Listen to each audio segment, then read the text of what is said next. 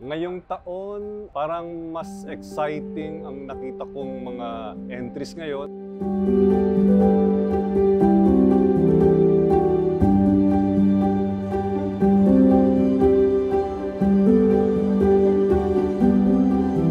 Gusto ko may mga entries ngayon kasi tuwing nag-judge ako dito, palagi kong hinahanap sa tingin ko ang mga entries na halos hindi ko pa nakikita na ginagawa ng ibang artists sa gallery.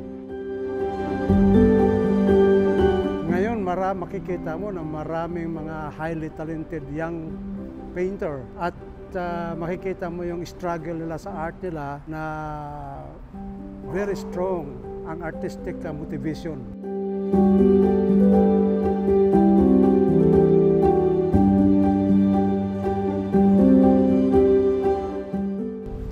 Masasabi ko, if I will be asked, na di-develop na or ang gaganda ng mga entry ngayon.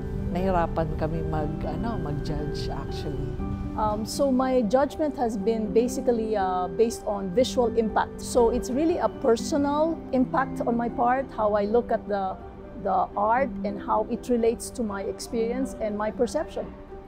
Unang-una yung visual impact, tapos yung message, of course, buong work, yung paano nila i-express yung ideas nila. How to convey abstract ideas by means of representational forms. Medyo mahirap gawin.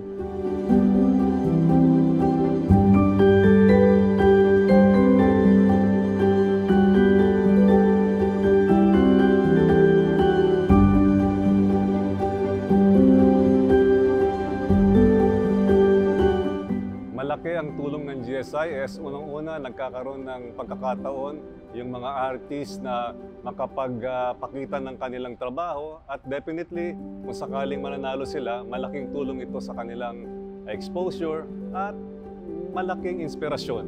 Dito nag-uumpisa yung mga young artists. Yung mga young artists noon ay yung mga professional na ngayon kasi matagal-tagal na rin ang GSIS.